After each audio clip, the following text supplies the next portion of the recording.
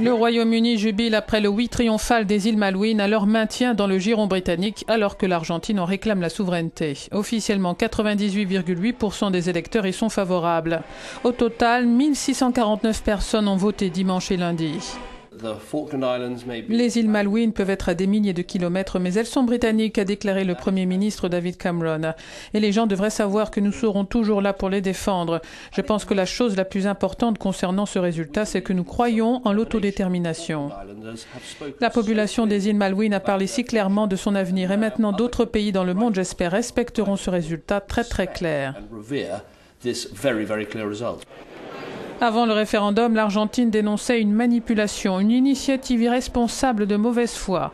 Elle estime que ce différend territorial doit être résolu entre Londres et Buenos Aires et rappelle les résolutions des Nations Unies appelant Londres à s'asseoir à la table des négociations.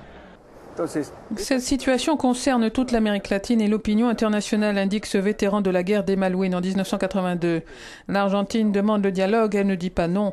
Asseyons-nous à une table et parlons, regardons ce que les Nations Unies ont à dire. La guerre des Malouines avait fait 650 morts chez les Argentins et 255 chez les Britanniques.